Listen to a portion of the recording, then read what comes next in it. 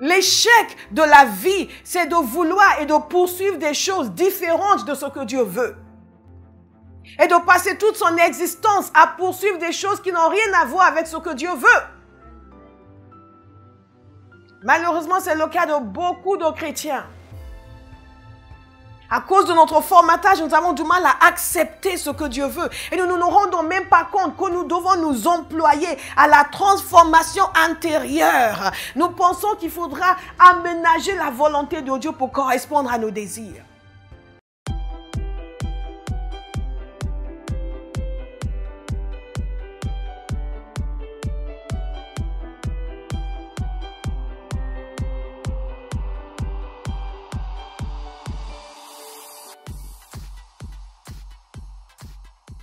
La parole de Dieu nous montre clairement que Dieu a un plan.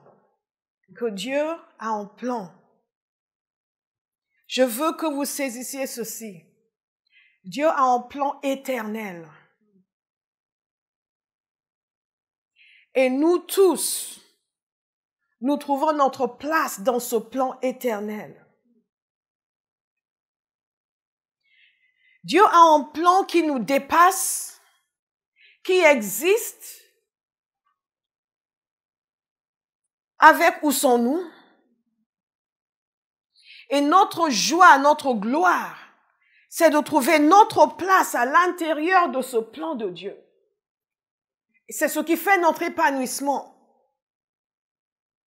Dieu a amené l'homme à l'existence, il l'a créé, et l'homme, malheureusement, n'a pas suivi le plan de Dieu, il a suivi le plan de l'autre. Mais Dieu ne s'est pas arrêté là. Il a continué son œuvre avec l'humanité. Il a appelé en homme Abraham et il a continué son plan avec Abraham. Il a mis de côté un peuple et il avait un plan pour ce peuple qu'à travers ce peuple, les nations entières seront bénies. Que le monde entier sera racheté à travers ce peuple, à travers le Messie qui allait venir par ce peuple. Et année après année, siècle après siècle, génération après génération, Dieu a œuvré avec ce peuple, avec ce but de faire venir celui qui allait être une bénédiction pour toutes les nations. Quel était son objectif quand il a créé l'homme? Pour demeurer avec lui. Il a appris Abraham pour demeurer avec lui. À travers lui est sortie une descendance qui devait demeurer avec lui. Et son peuple ne comprenait pas nécessairement son histoire. Il savait juste qu'ils étaient un peuple choisi par Dieu. Mais à quelle fin? Il ne savait pas nécessairement.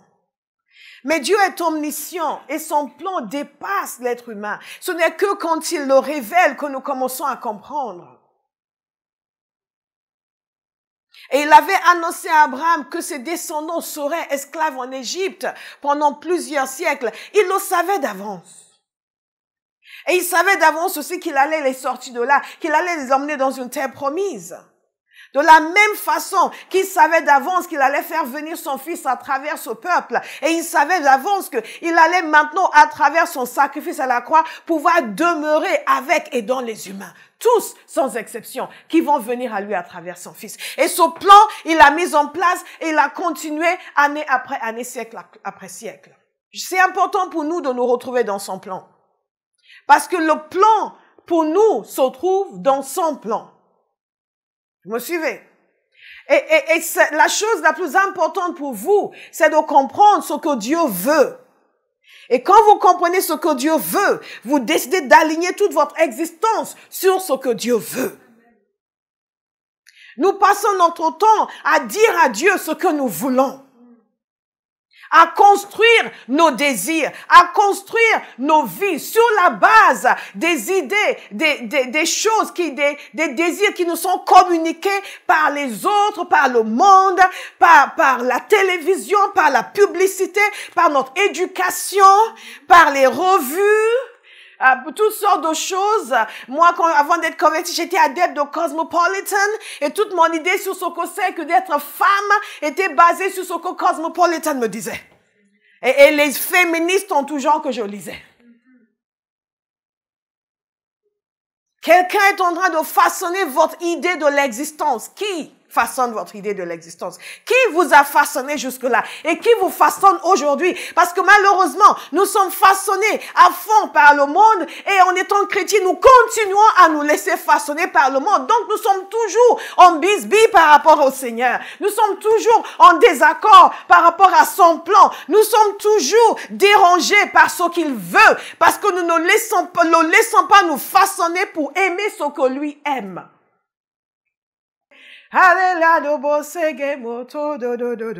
God is a good God. Qu'est-ce que Dieu veut? Dites, qu'est-ce que Dieu veut? Qu'est-ce que Dieu veut? Qu'est-ce que Dieu veut? C'est la vraie question que nous devons nous poser. Et dans toute l'histoire biblique, quand nous sommes attentifs, ce que nous voyons, c'est le déroulé du plan de Dieu. Ce ne sont pas des histoires isolées. Et quand nous arrivons à l'histoire de la construction du tabernacle sur laquelle nous nous penchons depuis quelques semaines, équipés par l'Esprit, ce qu'il nous faut comprendre, c'est qu'est-ce que Dieu voulait au juste. Et c'est intéressant parce que la révélation est donnée à celui qui cherche. Et quand nous commençons à nous pencher sur ce que Dieu veut, nous cessons de penser tout le temps à ce que nous voulons. Et nous commençons à dire, Père, donne-moi de vouloir ce que tu veux. L'échec de la vie, c'est de vouloir et de poursuivre des choses différentes de ce que Dieu veut. Et de passer toute son existence à poursuivre des choses qui n'ont rien à voir avec ce que Dieu veut. Malheureusement, c'est le cas de beaucoup de chrétiens. À cause de notre formatage, nous avons du mal à accepter ce que Dieu veut. Et nous ne nous rendons même pas compte que nous devons nous employer à la transformation intérieure. Nous pensons qu'il faudra aménager la volonté de Dieu pour correspondre à nos désirs. Pourquoi j'insiste sur ce point? Parce que nous sommes en train de parler de la construction du tabernacle. Ce que nous voyons dans la construction du tabernacle, c'est l'objectif de Dieu de demeurer avec son peuple, qui est concrétisé par la mise en place de cette structure où sa présence allait demeurer. Mais non seulement sa présence allait demeurer dans cette structure est une structure hautement symbolique. Si le Seigneur le permet, s'il ne change pas le sujet, nous allons nous attarder un petit peu la semaine prochaine pour clore cet aspect de l'enseignement sur les différents éléments du tabernacle et à quel point c'était hautement symbolique. Et vous savez, nous servons un Dieu qui est omniscient, nous servons un Dieu qui est souverain et qui est parfait. À chaque instruction est liée un corpus de savoir qui nous échappe. Et quand on médite sur ce qui se passe ici, il a tout au plan, mais il n'est pas venu le dire à Beth-Salel. Il n'est pas venu le dire à Oholiab. Il ne lui a pas raconté que le tabernacle, en fait, symbolisait le Rédempteur. Il ne lui a pas expliqué qu'un jour allait venir le Messie qui allait verser son sang et qui allait répandre son sang dans le tabernacle d'en haut et que c'est la représentation de ce tabernacle d'en haut qui est en train de construire sur terre et que ce sang de bouc et de bélier qu'ils allaient verser sur le propitiatoire représentait le sang de Jésus qui allait être versé pour nous. Il n'a pas dit tout ça à Oholiab. Il a juste dit, je les ai choisis. J'ai mis en eux la capacité de faire. Maintenant, dis-leur de faire. Bien-aimés, lorsque nous méditons sur ces choses, nous comprenons la nécessité d'être totalement et complètement soumis à la volonté de Dieu. Parce que non seulement il y a encore plus de savoir, de sagesse, de connaissance qui est derrière chaque instruction, il ne trouve pas nécessaire de tout nous expliquer. Quand nous, on était enfants, quand les parents nous disaient de faire quelque chose, ils ne trouvaient pas nécessaire de tout nous expliquer. On ne se permettait même pas de dire pourquoi. You do it. Aujourd'hui, les enfants disent pourquoi. Donc, vous leur dites oui, mais non, c'est bon. Tu vas le faire parce que je le dis. Quand tu auras 15 ans, tu comprendras pourquoi. Et c'est vraiment remarquable. Et j'ai parlé la dernière fois longuement du fait qu'ils étaient bien disposés. Quand nous comprenons à quel point le savoir et la sagesse et la préscience de Dieu dépassent notre entendement, nous devenons immédiatement bien disposés. Quand vous arrivez à mon âge, vous avez déjà des années derrière et vous pouvez réfléchir sur tous les moments où vous n'aviez rien compris de ce que Dieu voulait. Et vous pouvez vous réjouir des fois où vous avez obéi. Parce que finalement, vous vous êtes rendu compte que, heureusement que j'ai obéi. Et vous savez aussi des moments où vous avez moins obéi. Et vous avez besoin de Saint-Esprit pour vous encourager à ne pas vivre dans les regrets. Donc, ils étaient bien disposés. Et il est nécessaire que nous soyons bien disposés. Nous avons vu l'importance de ces projets, l'appel de Dieu pour construire. Nous avons vu qu'ils ont répondu à l'appel aussi de leur leader. Nous avons vu également qu'ils avaient un cœur bien disposé. Mais il y a un autre point, nous avons vu l'importance de la communauté. Mais il y a un autre point qui est important et dans quelques instants nous allons lire, ne vous inquiétez pas. Il y a un autre point qui est important et un très long passage, donc préparez-vous. Un autre point qui est très important pour nous de saisir ici, c'est le fait qu'ils ont construit selon le plan que Dieu a donné. Quelqu'un a voulu l'évoquer, je crois que c'était Béa à l'étude biblique, j'ai dit non, attends. Ils ont construit selon le plan que Dieu a donné. Et bien aimé, c'était un plan très détaillé.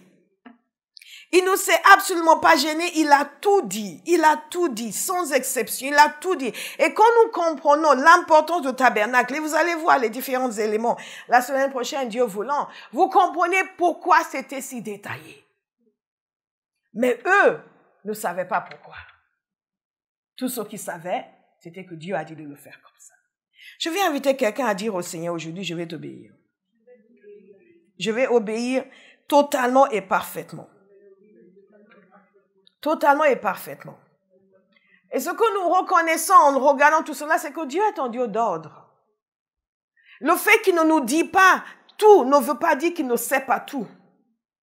Le fait qu'il ne nous prévient pas ne veut pas dire qu'il ne savait pas à l'avance. Et parce que parfois, lorsque nous suivons l'Esprit, nous amène à dire et à faire des choses que nous n'avions pas prévues. Nous avons comme cette idée selon laquelle Dieu improvise en continu. Dieu n'improvise jamais. Il planifie, il exécute selon ses plans. Regardez. Dans Exode 31, il dit ceci, nous avons lu déjà ce passage. J'ai mis de l'habileté dans l'esprit de tous les artisans pour qu'ils fassent tout ce que je t'ai ordonné. Et au verset 11, il a dit, ils se conformeront à tous les ordres que j'ai donnés.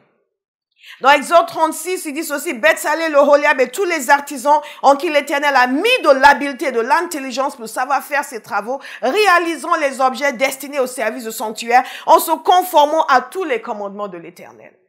Je veux que vous souligniez bien cela, en se conformant à tous les commandements de l'Éternel. S'il y a une chose qui ressort ici, c'est déjà le fait que Dieu sait des choses qu'il ne nous dit pas, mais aussi la nécessité, l'exigence d'obéissance. Soulignez-le, bien-aimé.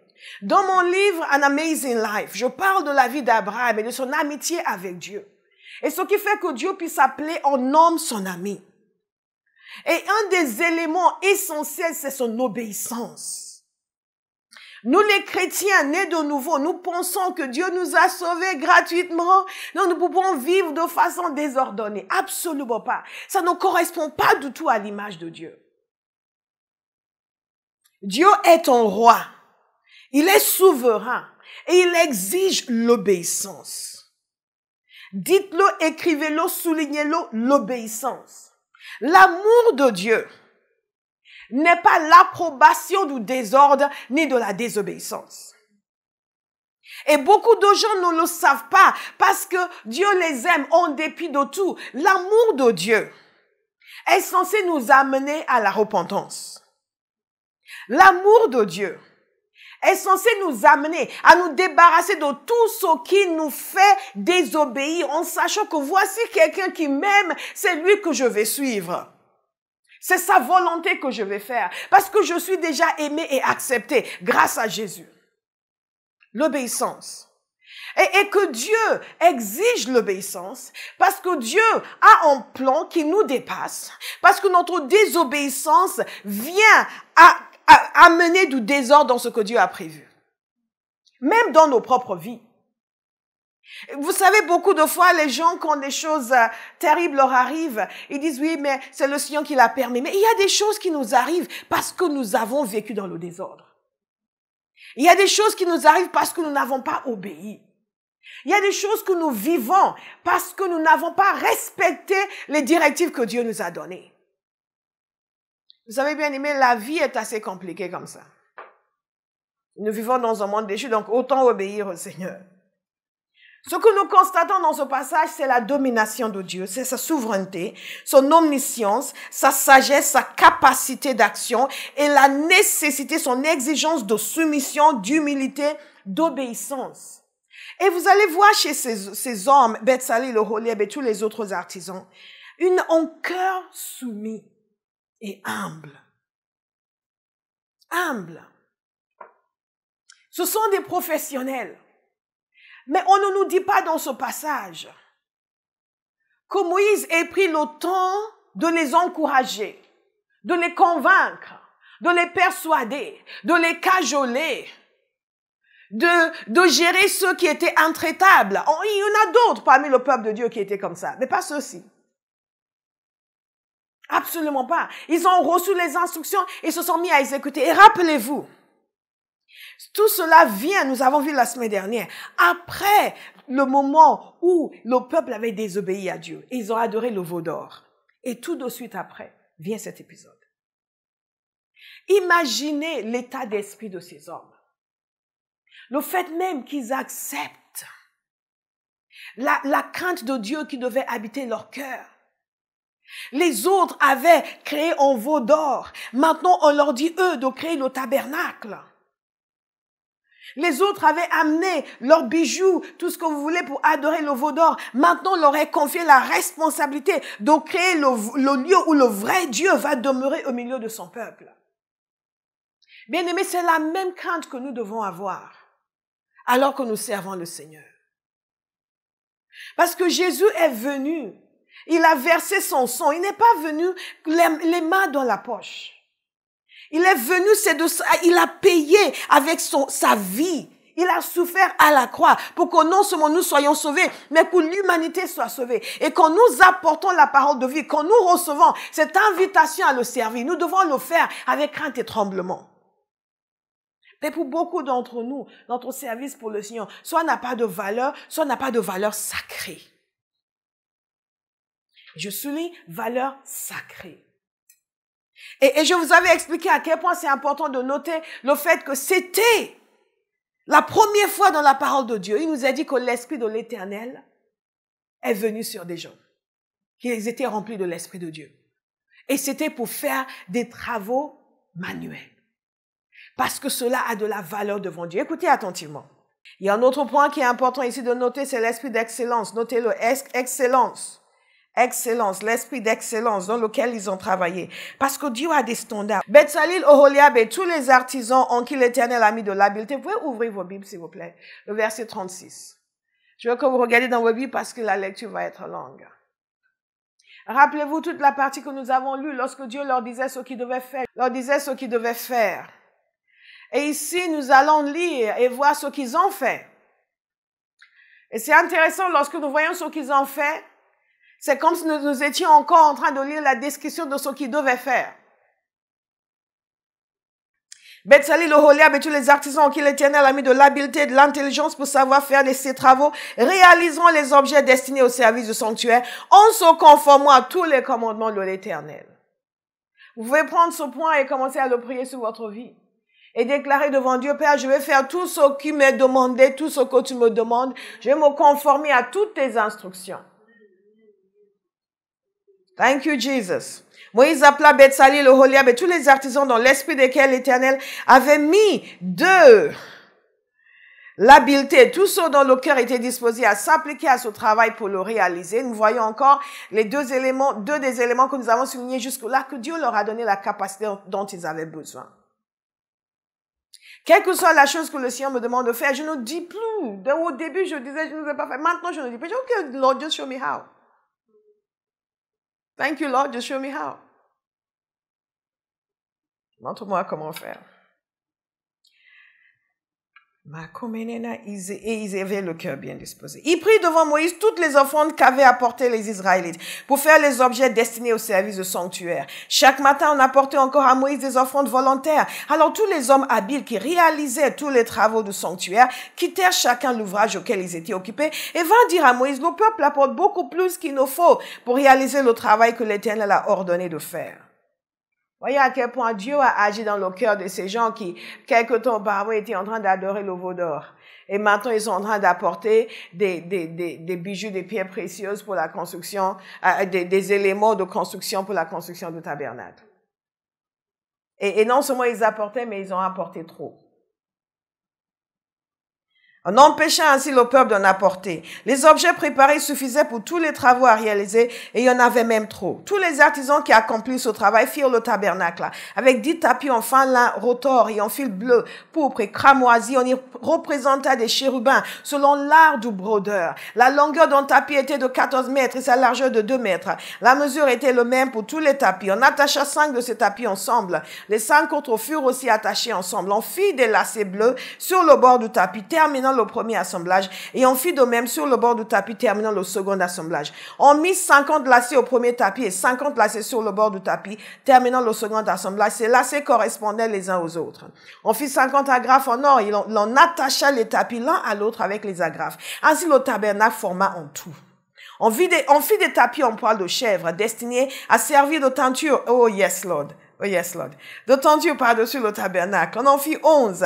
La longueur d'un tapis était de 15 mètres et sa largeur de 2 mètres. La mesure était la même pour les 11 tapis. On attacha 5 de ces tapis. Puis, les 6 autres à part. On mit 50 lacets sur le bord du tapis, terminant un assemblage de 50 lacets sur le bord du tapis du second assemblage. On fit 50 agrafes en bronze pour assembler la tenture afin qu'elle forme en tout. On fit pour la tenture une couverture de peau de bélier teinte en rouge et une couverture de peau de dauphin qui devait être mise par-dessus. On fit les planches pour le tabernacle. Elles étaient en bois d'acacia et placées debout. La longueur d'une planche était de 5 mètres et sa largeur de 75 centimètres. Il y avait pour chaque planche 2 tenants parallèles. On fit de même pour toutes les planches du tabernacle. On fit 20 planches pour le côté sud du tabernacle. On fit 40 bases en argent à placer sous les 20 planches, 2 bases sous chaque planche correspondant à ces 2 tenants. On fit 20 planches pour le deuxième côté du tabernacle, le côté nord, ainsi que leurs 40 bases en argent, 2 bases sous chaque planche. On fit 6 planches pour le fond du tabernacle, le côté ouest. On fit 2 planches pour les angles du tabernacle dans le fond. Elles étaient doublées depuis le bas et bien reliées à leur sommet par un anneau. On fit de même pour les 2 planches placées aux 2 angles. Il y avait ainsi 8 planches avec leurs bases en argent, soit 16 bases, 2 sous chaque planche. On fit 5 barres en bois d'acacia pour les planches de l'un des côtés du tabernacle. 5 barres pour les planches du deuxième côté du tabernacle et 5 barres pour les planches du côté du tabernacle qui formaient le fond, orienté à l'ouest. On fit la barre du milieu pour traverser les planches d'une extrémité à l'autre. On couvrit les planches d'or. On fit leurs anneaux destinés à recevoir les barres en or et l'on couvrit les barres d'or. On fit le voile en fil bleu, pourpre et cramoisi, enfin lin rotor. On le fit selon l'art du brodeur. Et l'on y représenta des chérubins.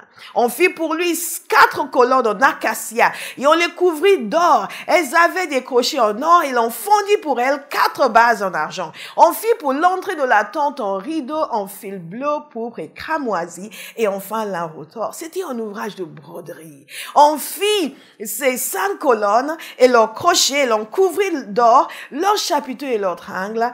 Leurs 5 bases étaient en bronze. Alléluia! Si vous regardez ce passage et vous le comparez au passage où Dieu a donné les instructions à Moïse, vous allez voir quelque chose, une correspondance totale. En d'autres termes, vous savez, rien n'est dit gratuitement dans la parole de Dieu. S'ils se sont donné la peine de répéter ce qu'ils ont fait, dans les détails, c'est pour nous dire qu'ils ont fait exactement ce qu'il leur a été dit de faire, qui par ailleurs nous avait été donné dans les détails. On aurait pu penser, ils ont fait tout ce qu'il leur a été demandé. Non, on est revenu de ce point. Ils ont fait ceci, et ils ont fait ceci, ils ont fait ceci. Et pendant que je lisais, je me suis dit, qu'est-ce que Dieu doit noter sur ce que j'ai fait? Qu'est-ce qu'il doit noter sur ce que j'ai fait pour lui? Quand il doit mettre côte à côte ce qui m'a été demandé et ce que j'ai fait. Est-ce qu'il y aurait une correspondance parfaite? Parce que c'est curieux, mais en regardant ce passage, on se rend compte que Dieu ne rate rien. Il ne rate pas une seule planche, ni une seule base en argent. Il l'a demandé et il l'a cherché pour voir si elle était là. Et ensuite, il a dit qu'il en fait. Hi, God is good. Que cela nous amène à beaucoup de réflexions sur ce qui sera écrit sur nous, entre ce qui nous a été demandé et ce que nous avons effectivement fait. Est-ce qu'il y aura une correspondance? Ah bien. Exode 37. Parce que là, dans Exode 36, c'est plus général, ils ont fait ceci, ils ont fait cela. Maintenant, Exode 37. Betsalil fit l'arche en bois d'acacia. Sa longueur était de 125 cm, sa largeur et sa hauteur de 75 cm. Il la couvrit d'or pur, intérieurement et extérieurement. Et lui fit une bordure en or tout autour. Il fondit pour elle 4 anneaux en or qu'il mit à ses 4 coins, 2 d'un côté et 2 de l'autre. Il fit des barres en bois d'acacia et les couvrit d'or. Il passa les barres destinées à son transport dans les anneaux situés sur les côtés du coffre. Il fit un couvercle en or pur. Ouf. Sa longueur était de 125 cm et sa largeur de 75 cm. Il fit 2 chérubins en or battu aux 2 extrémités de ce couvercle, un chérubin à l'une des extrémités et un chérubin à l'autre extrémité. Il fit sortir les chérubins du propitiatoire à ces 2 extrémités. Les chérubins étendaient les ailes par-dessus le propitiatoire. Ils le couvraient de leurs ailes et se regardaient l'un et l'autre. Ils avaient le visage tourné vers le couvercle. Ensuite, ils passent à la table des pains consacrés dans le lieu saint. Il décrit la construction. Il passe au chandelier également dans le lieu saint. Et ensuite, il va passer à l'autel des parfums également dans le lieu saint. Ensuite, il va continuer. Il y a quelque chose d'extraordinaire ici. C'est l'attention que Dieu porte à notre obéissance. C'est l'attention que Dieu porte à l'exécution de son plan à travers nous. Je veux que vous le notiez, s'il vous plaît, parce que ce sont des choses qui sont étrangères à notre mentalité. Ce sont des choses qui ne nous viennent pas beaucoup à l'esprit. Le fait que Dieu porte une attention particulière à la manière dont son plan est exécuté à travers son Église. Et ici, en l'occurrence, il s'agit de quelque chose d'une importance plus fondamentale que tout ce que le peuple d'Israël pouvait imaginer. Il allait demeurer au milieu. À la rigueur, certains d'entre eux ne trouvaient pas ça comme étant une bonne idée. Mais Dieu n'a pas demandé leur avis. Parce que c'est des gens qui venaient d'adorer le veau d'or. Et maintenant, l'Éternel allait demeurer là. Qu'est-ce que ça va donner? Regardez. Ce qui est frappant ici, c'est la manière dont ils ont fait le travail avec exactitude. Ils ont fait le travail avec ce qu'on appelle en anglais thoroughness. Thoroughness. De façon méticuleuse. Beaucoup de travail. Un travail très coûteux. Et le peuple a apporté tout ce qu'il fallait. Un travail de compétence, d'un niveau de compétence très élevé. La responsabilité de ceux qui devaient exécuter cette tâche. Leur conscience de leur responsabilité. La manière dont ils se sont appliqués pour l'exécution. Je prie que quelqu'un à Abba House laisse Dieu changer sa mentalité. Par rapport à sa vie, sa manière de fonctionner, sa manière de travailler, sa manière de servir le Seigneur, partout où il est, et dans la maison de Dieu. Cette conscience de responsabilité, cette nécessité d'une application sérieuse, d'une exactitude, d'une précision, et de l'efficacité dans ce que nous faisons. Jesus, we need you. Il y a un point qui est très important ici que j'ai vu en filigrane en lisant tous ces passages. C'est la question de l'honneur. Ces hommes étaient des hommes d'honneur. Ces femmes étaient des femmes d'honneur. On pouvait leur confier une tâche si importante alors que le leader ne s'y connaît absolument pas. On pouvait leur confier une tâche si importante et leur faire confiance pour faire ce qu'il faut. Parce qu'une chose, c'est d'avoir l'habileté. Autre chose, c'est d'être quelqu'un d'honneur. Parce qu'on peut toujours tricher. Il y a une plonge qui est un peu bancale, mais c'est pas grave. Est-ce que vous imaginez que des fois, ils ont dû se rendre compte que, ah non, ça, ce n'est pas parfait. On jette, il faut recommencer. Pour quelqu'un dit, Seigneur, donne-nous un esprit d'excellence dans l'obéissance. L'exactitude, la précision. Makomeneke kuzamaneke egira mononono dekese ledi dado dodo shekere manazekate mande de zada soto de she. En méditant sur ces passages, je me suis posé des questions sur moi-même, sur ma manière de travailler, sur ma manière de servir Dieu, sur le plaisir que Dieu pouvait obtenir de mon engagement, de mon sérieux, de la qualité de ce que je fais. Qu'est-ce que Dieu voit? Vous savez, en tant que chrétien, parfois nous voulons que Dieu nous bénisse malgré nous. Et oui, mais le Seigneur sait que je ne veux pas que Dieu me supporte. Je veux que son cœur se réjouisse de ce qui est en moi et de ce qu'il reçoive de moi. Pas juste, oui, il y a des enfants comme ça. Il y a des vases pour un usage noble, il y a des vases pour un usage vil. Non, non, non, non. Je veux être un vase pour un usage noble. Non, non, non, non. Je ne veux pas que Dieu me supporte. Je ne veux pas être de ceux-là qui regardent, tu sais, il y en a qui sont comme ça. Bon, ils seront sauvés, bon, comme par le feu. Non, je ne sais pas quelle est votre ambition. Qu'est-ce que vous êtes prêt à faire pour être transformé? Pour que Dieu puisse vous regarder et voir la qualité du service que vous lui offrez et qu'il puisse dire, ça, c'est ce que j'ai demandé. Il y a des choses qui vous marquent. Ça, je vous l'ai dit souvent, ce n'est pas un témoignage. Mais le jour où j'ai eu une réaction du Seigneur quand je voulais confier une tâche à quelqu'un, ça m'a fait peur pour moi-même. Parce que tout semblait aller bien, la personne semblait être bien. Et la réaction, le refus catégorique, le rejet, le dégoût, waouh! Je suis contente d'avoir obéi parce que, comme d'habitude, il avait raison. Mais j'étais frappée par le fait que Dieu peut nous aimer et ne pas du tout nous approuver. Il peut nous aimer et ne pas du tout aimer notre manière de faire. Il peut nous aimer et trouver que notre fonctionnement est inacceptable. Il peut nous aimer et trouver que notre service est trop désinvolte et trop irrespectueux vis-à-vis de sa personne.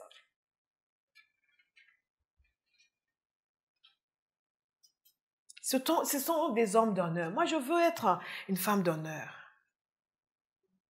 Je veux être quelqu'un à qui Dieu peut confier des choses sans se poser la question de savoir, on va voir si elle va bien faire.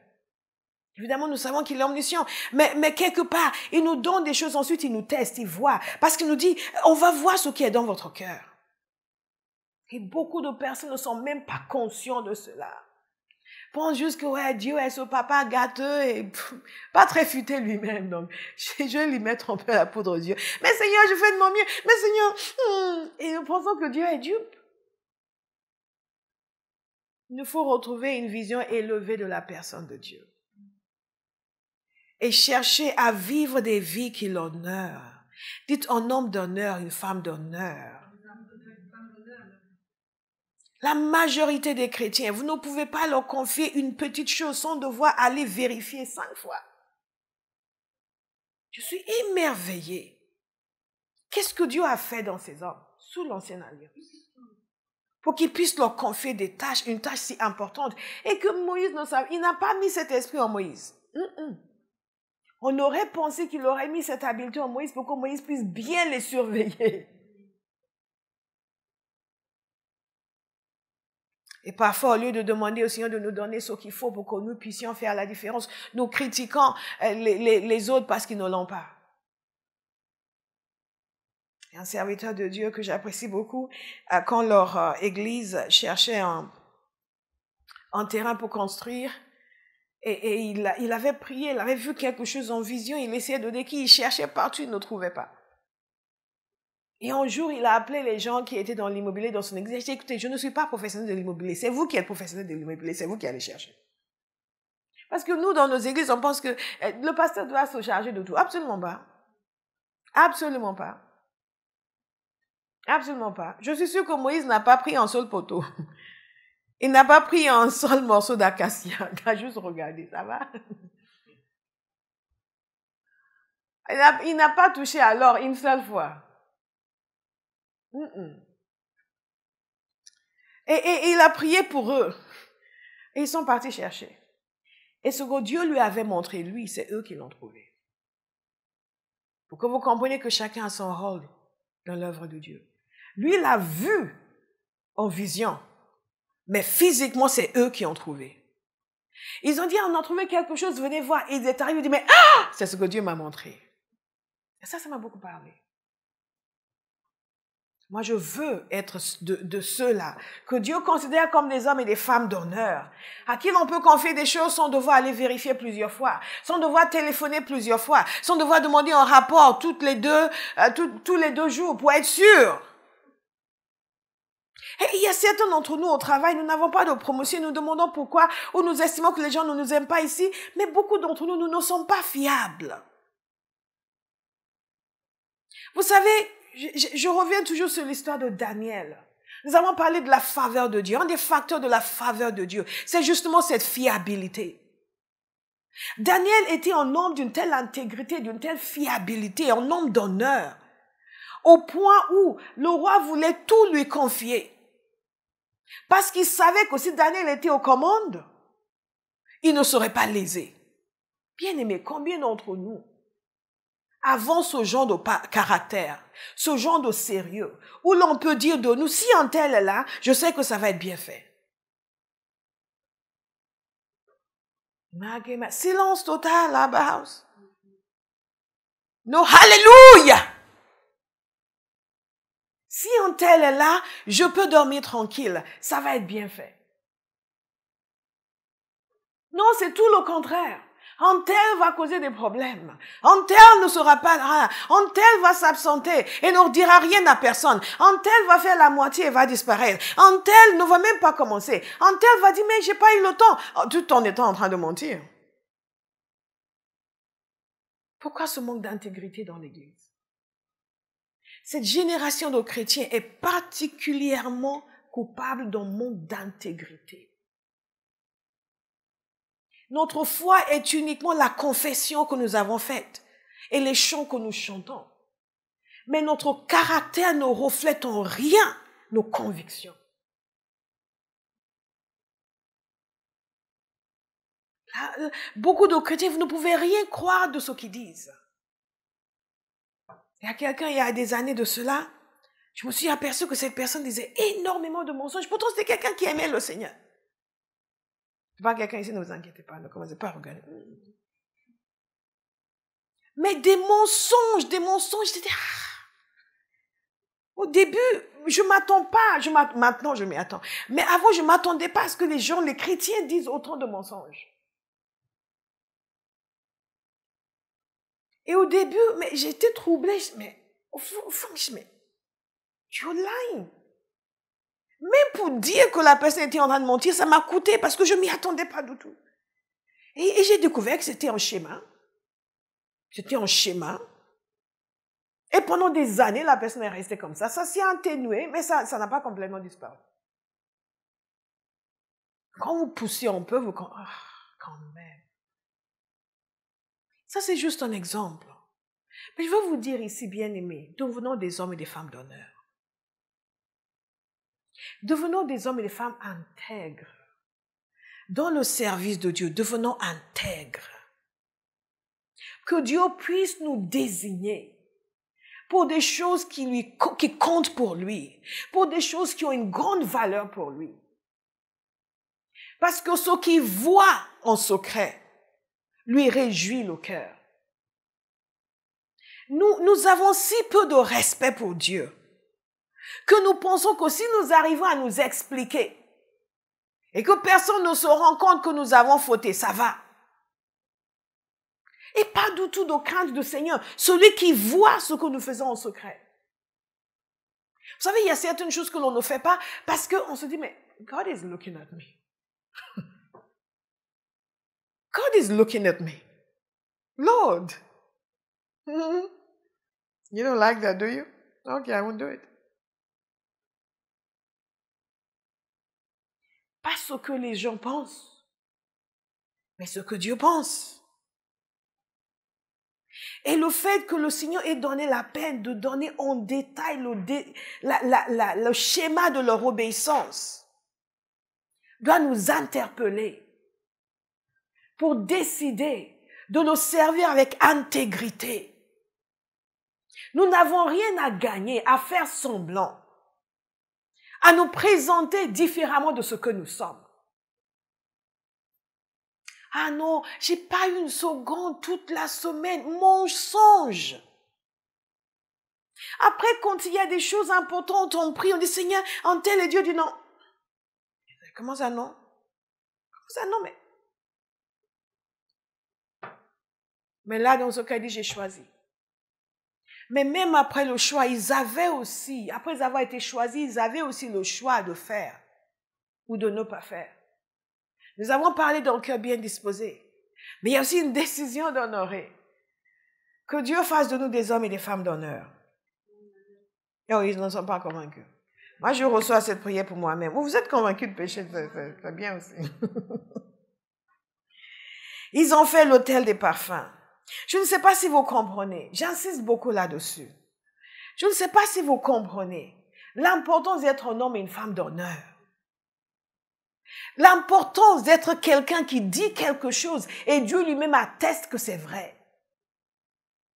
L'importance de la transparence et de l'honnêteté dans nos services du Seigneur. La nécessité d'être fiable. Fiable. De prendre à cœur l'œuvre du Seigneur. Nous ne consultons pas nos émotions, nous consultons ses désirs. Nous consultons sa volonté. Nous consultons sa volonté. Nous sommes tous, à un moment donné, confrontés à une situation qui pourrait nous amener à être démobilisés. Qui pourrait nous amener à faire quelques pas en arrière. Qui pourrait nous amener à être moins enclins à bénir les gens. Mais quand nous consultons sa volonté, nous décidons que nous n'allons pas tomber dans ce piège. Parce que, bien aimé, il y a des choses qui sont devant nous. Il y a une génération à gagner pour Christ. Si aujourd'hui, nous ne sommes pas capables d'être fidèles dans le peu, et je dis bien le peu, et nous tous, moi compris, le peu qui nous est confié, où allons-nous? En quoi est-ce que Dieu pourra nous faire confiance? L'autre jour, je parlais à cette jeune femme de la prophétie qu'elle a reçue, et elle disait, ça m'est venu après, et elle disait, oui, justement, c'est par rapport à ces choses-là. Et après, ça m'est venu, mais elle se trompe. Elle pense qu'elle est déjà dans ces choses-là.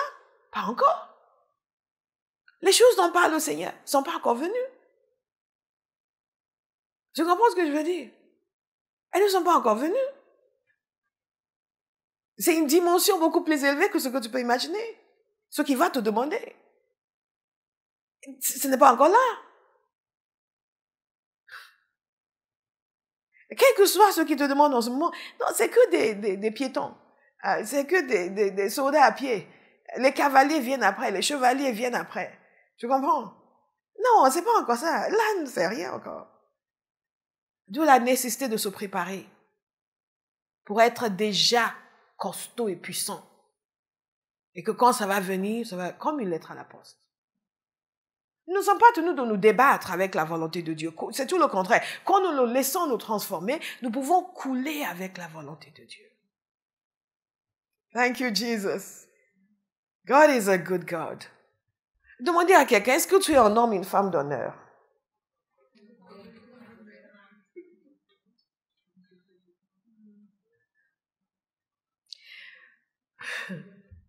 Donc, et ensuite, ils ont fait l'hôtel des holocaustes. Et je vais vous montrer, si le Seigneur le permet, et si l'équipe vidéo le permet, surtout, des images et vous expliquer chaque élément.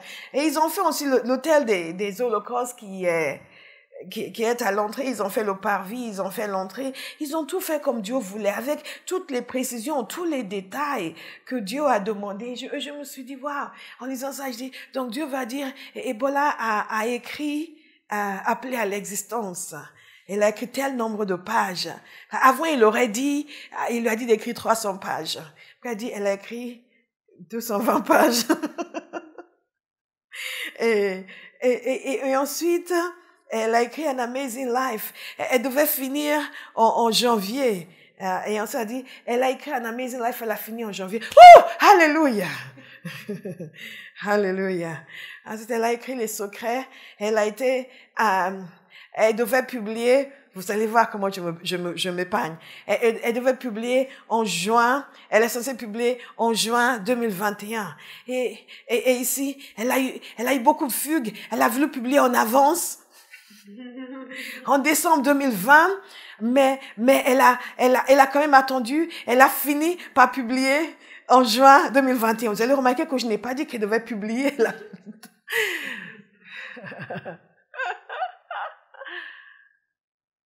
C'est comme ça que ça va être noté pour chacun de nous.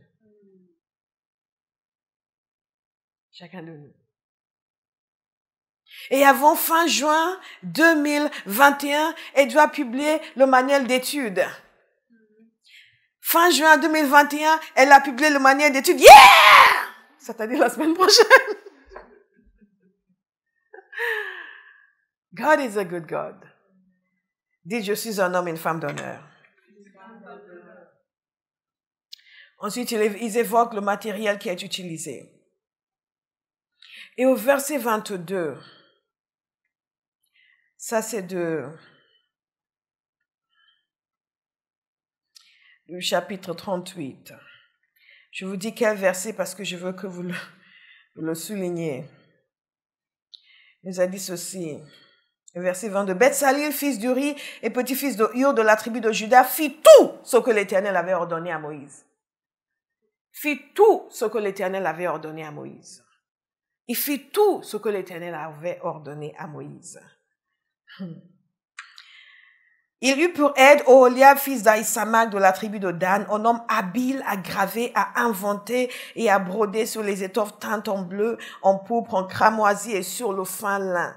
La quantité totale d'or employée à ce travail pour tous les travaux du sanctuaire et qui était le produit des offrandes s'élevait à 943 kilos d'après la valeur étalon du sanctuaire. Qui était le produit des offrandes? Ensuite, il continue en disant exactement combien tout cela a coûté. Une quantité, une somme considérable.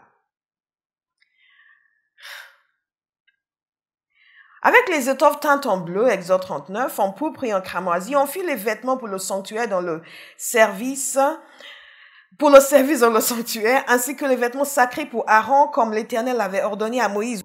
On fit l'éphod en or, on fit le bleu, pourpre et cramoisi, et on fit lin rotor. On grava des lames d'or, et on les coupa en fils que l'on entrelaça dans les étoffes teintes en bleu, en pourpre et en cramoisi, et dans le fin lin selon l'art du brodeur.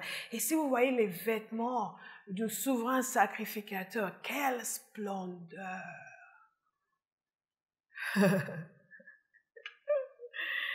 Et regardez. Verset 5, l'écharpe était du même matériau que l'éphod et fixée sur lui. Elle était en or, en fil bleu, pourpre et cramoisi et en fin lin rotor, comme l'Éternel l'avait ordonné à Moïse. Soulignez, s'il vous plaît. Au verset 7, on les mit sur les bretelles de l'éphod en souvenir des fils d'Israël, comme l'Éternel l'avait ordonné à Moïse. Il y a une raison pour laquelle cela revient, on continue. Ensuite, Au verset 21, on attacha le pectoral par ses anneaux aux anneaux de l'éphod avec un cordon bleu afin que le pectoral soit au-dessus de l'écharpe de l'éphod et qu'il ne puisse pas se séparer de l'éphod comme l'Éternel l'avait ordonné à Moïse. Alléluia. Au verset 29, la ceinture enfin lin rotor brodé et de couleur bleu, pourpre et cramoisi comme l'Éternel l'avait ordonné à Moïse. Au verset 31, on l'attacha avec un cordon bleu en haut de la tiare comme l'Éternel l'avait ordonné à Moïse. Au verset 32, regardons tous ensemble, le verset 32. Au verset 32, c'est ainsi que l'on mena à terme tous les travaux du tabernacle, de la tente de la rencontre. Les Israélites firent tout ce que l'Éternel avait ordonné à Moïse. Ils s'y conformèrent exactement. Dites exactement. Exactement. Ils s'y conformèrent exactement. Deux choses. D'abord, ils ont vraiment fini le travail. Parce que nous ne finissons jamais ce que Dieu nous demande de faire. Ça traîne, ça traîne, ça traîne, ça traîne. Ils ont vraiment fini le travail. Et ils ont respecté les consignes. Ils s'y conformaient exactement. Et j'insiste sur cela parce que nous allons voir que c'était important qu'ils respectent les consignes. Aujourd'hui encore, bien-aimés, quand Dieu vous donne une direction pour votre vie, vous devez respecter ces consignes. Nous ne sommes pas assez à cheval sur cela. Nous sommes, oui, mais bon, le Seigneur sait que... Non. Il ne va pas vous tuer, mais vous allez passer à côté. Dieu est amour, mais n'est pas sentimental. Vous passez outre sa loi, vous allez payer. Il vous aime, vous allez souffrir les conséquences de la désobéissance. Vous allez revenir et il va encore vous prendre dans ses bras. Vous allez encore violer sa loi et vous allez encore le payer. Et vous revenez et il vous pardonne et il vous prend dans ses bras. Et il continue de vous dire, ne recommence pas. Ne recommence pas. Dites à quelqu'un, ne recommence pas. On amena le tabernacle à Moïse, la tente et tout ce qui en dépendait, les agrafes, les planches, les barres, les colonnes et les bases, la couverture de peau de bélier teinte en rouge, la couverture de peau de dauphin et le voile de séparation large de témoignage et ses barres, ainsi que le propitiatoire, la table, tous ses ustensiles et les pains consacrés, le chandelier d'or pur, ses lampes, les lampes préparées. Waouh, c'est comme ça qu'ils vont énumérer les œuvres de Abba House un jour. Ce sera interminable. Interminable. Vont énumérer, et nous on sera là, énumérer. Quand après, bien vieux, bien entendu, vous arrivez au ciel, vous êtes accueillis, et on commence à énumérer vos œuvres, tous les gens qui ont été convertis à travers vous. Ah, je suis venu au Seigneur à cause de toi, je suis venu au Seigneur à cause de toi. Ah, je suis venu au Seigneur à cause de toi. Il dit, ah bon, comment? Oui. Non, en fait, je sais, j'ai grandi au Pérou, j'ai toujours habité au Pérou, mais j'ai vu une vidéo, et le Seigneur m'a montré après que c'est toi qui l'avais faite. Et je suis venu au Seigneur à cause de toi, parce que j'ai assisté à une réunion, et interminable. Une entrée abondante, comme nous dit la parole de Dieu. Des gens de partout qui viennent vous accueillir. Ça, c'est mon intention. C'est comme ça que je serai accueillie. Je ne sais pas si vous voulez entrer en catimini, mais moi, non.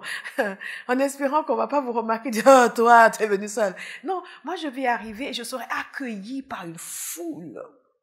Une foule de gens. Une foule va venir m'accueillir. Et me dire comment ma vie les a impactés. Comment ils sont venus à Christ à cause de moi. Comment ils sont venus à Christ par quelque chose que j'ai fait, que j'ai dit. Ça, c'est mon témoignage. J'aurais laissé les maisons derrière. J'aurais laissé les millions en banque derrière. Et je vais arriver avec des millions de personnes qui vont m'accueillir. Oh yes. Tout dépend de ce que vous voulez dans la vie. Hey! C'est comme ça qu'ils vont énumérer vos œuvres.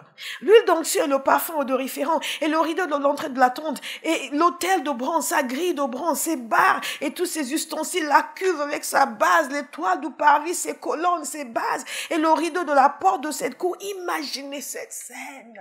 Ils amènent tout ça à Moïse. Ses cordages, ses pieux. Ainsi, Moïse devait avoir des larmes aux yeux. Parce que quand Dieu lui disait tout ça, il se disait, OK, moi, je ne sais pas faire. Moi, je ne sais pas faire. Tu dis, j'ai choisi un homme, ok, j'ai choisi un homme, ok, j'ai choisi des artisans, ok, je leur ai donné la sagesse, ok, bon, Dieu vous a choisi, vous a donné la sagesse, vous allez faire. Et après, ils viennent avec tout ça. Et Moïse, il commence à énumérer ça.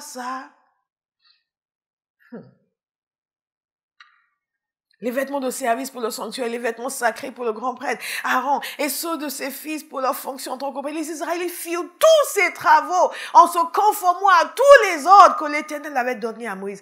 Je suis sûre que Moïse avait des larmes aux yeux. On voyait la concrétisation des ordres que Dieu lui avait donnés. Surtout que, n'oubliez pas, ce tabernacle devait être à l'image du tabernacle dans les cieux. Ils ont amené sur terre quelque chose qui existe dans les cieux. Et le peuple a coopéré. Et le peuple a fait le travail. Et le peuple a fait exactement comme Dieu a voulu. Imaginez la joie.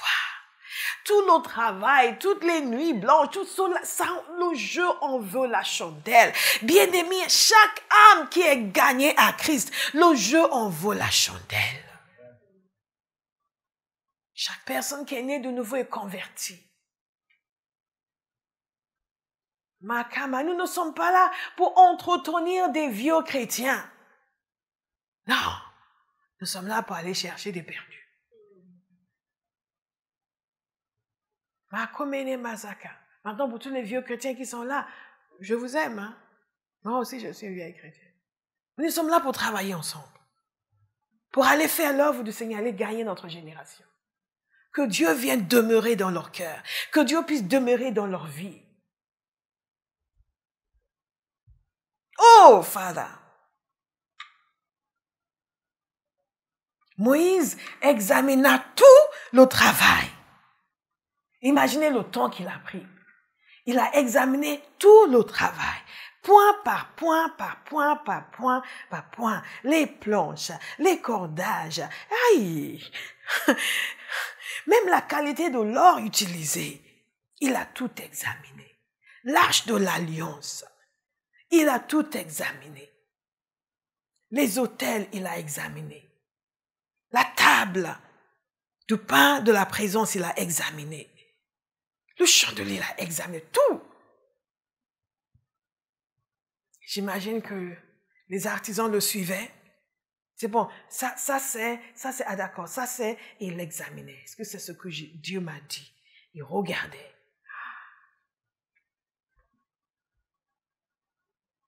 Et après, il a dit, ah, tout est bien, mais... N'est-ce pas? Non? Non? Non, parce qu'il a vu le vêtement d'Aaron qui était décousu, n'est-ce pas? Il manquait une pierre, non? Ils ont mis une pierre à la mauvaise place parce que chacune des pierres devait être à une place spécifique. Ils ont... Non? Non? Vous êtes sûr? Vous êtes sûr? Moïse examina tout le travail et vit qu'ils avaient fait comme l'Éternel l'avait ordonné. Ce sera notre témoignage. Amen. Abba, ce sera notre témoignage. Ce sera notre témoignage dans notre génération. Que nous allons faire tout ce que l'Éternel nous a ordonné. Pour que Dieu puisse demeurer parmi cette génération.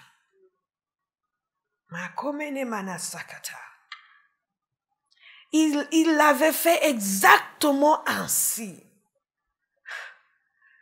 Alors, Moïse les bénit. La conséquence inéluctable de la conformité à la volonté de Dieu, c'est la bénédiction. Ce n'est pas le prélude, c'est la conséquence. C'est le résultat. Et nous voulons, bénis-moi Seigneur, dans la désobéissance, bénis-moi Seigneur, dans le manque d'intégrité, bénis-moi Seigneur, dans la bêtise, bénis-moi Seigneur. Je vais terminer avec ceci. Tout le monde se réveille. Ils ont fait plus que travailler dans l'excellence. Notez cela. Ils ont fait plus que travailler dans l'excellence. Ils ont contribué à l'accomplissement de la volonté de Dieu sur la terre. Et c'est la seule chose qui compte. Je prie que Dieu ouvre les yeux de quelqu'un pour qu'il comprenne que sa vie est censée contribuer à l'accomplissement de la volonté de Dieu sur la terre. Est-ce que c'est la seule raison pour laquelle nous sommes encore là? La tâche qui leur avait été confiée a une signification au-delà de tout ce qu'ils pouvaient imaginer. Ils s'y sont conformés. Ils ne savaient pas tout, mais ils ont obéi. Ils ont contribué à l'accomplissement de la volonté de Dieu sur la terre. Ils ont construit ce tabernacle qui était une représentation du Christ. Jean chapitre 1. Il a demeuré parmi nous. Exactement le même mot dans le grec que le tabernacle. C'est pour cela que j'ai une traduction en anglais. He tabernacled among us. Il a érigé sa tente parmi nous. Cela préfigure la venue de Christ. Et tellement d'images, tout ce que Dieu avait demandé, la précision. Pourquoi? Parce que beaucoup de ces éléments représentaient l'œuvre du Christ. Mais eux ne le savaient pas. La seule chose qu'ils savaient, c'est qu'ils devaient construire selon le schéma. Et ils l'ont fait. Nous aussi. Nous allons bâtir selon le schéma qu'il nous donne. Nous ne savons pas toujours pourquoi. Et nous avons fait l'expérience de gens qui ne voulaient pas suivre parce qu'ils ne savaient pas pourquoi. Mais nous avons compris qu'il y a des choses qui nous dépassent. Je vous parle encore de mes livres. Je ne savais pas pourquoi. Parce que donc, des années auparavant, Dieu était venu me demander de lui donner l'écriture. Après, il revient me dire, écris. Je ne savais pas pourquoi. Mais il fallait le faire au fur et à mesure de l'obéissance. On commence à savoir. Et là encore, je ne sais pas encore tout. Mais je vais savoir. Je peux évoquer beaucoup de ces éléments. Ces autels. La table, le pain, le chandelier, l'arche, le propitiatoire, tout cela. Même le rideau. Tout cela, l'agneau qui était sacrifié, tout cela était une image de Christ. Et en faisant ce qui leur a été demandé, sans le savoir, ils ont contribué au plan éternel de Dieu. Je reviens là où j'ai commencé. Dieu a un plan éternel. Et chaque chose que nous faisons est une contribution au plan éternel de Dieu. Nous ne savons pas tous les tenants et les aboutissants. Mais quand nous avons un cœur humble, comme eux, que nous avons un cœur obéissant comme eux, nous pouvons participer à l'accomplissement de l'œuvre de Dieu sur la terre et être honorés et félicités pour quelque chose d'extraordinaire que nous avons fait juste par obéissance, sans vraiment tout savoir de ce que Dieu prévoit de faire, parce que personne ne sait tout de ce que Dieu prévoit de faire. Personne ne sait tout. Une personne à qui vous parlez, une personne que vous invitez, une personne que vous suivez. Et à travers cette personne, tellement de choses qui pourraient se passer, tellement d'autres personnes qui pourraient être gagnées à Christ. Et la parole de Dieu nous dit que Moïse les a bénis. Nous voulons toujours des bénédictions que nous ne méritons pas. Nous sommes infidèles et nous demandons la bénédiction. Nous ne sommes pas sérieux et nous demandons la prière. Nous manquons d'intégrité, mais il faut qu'on intercède pour nous. Il y a une voie sûre vers la bénédiction. C'est la voie de l'obéissance. Je ne sais pas si vous avez l'intention de prendre cette voie, mais moi j'ai l'intention de la prendre. La soumission, l'humilité, et Dieu leur a donné le courage d'avancer et de faire. Et la grâce pour fonctionner comme un corps. Vous allez remarquer qu'on ne nous a pas parlé de dispute. Pourtant, ça c'est un peuple au sujet duquel il y a souvent eu des questions de dispute. Mais dans ce corpus d'artisans, un exemple pour nous, de gens qui ont travaillé, qui ont exécuté fidèlement ce qui leur a été confié. Et le résultat, ils ont été bénis.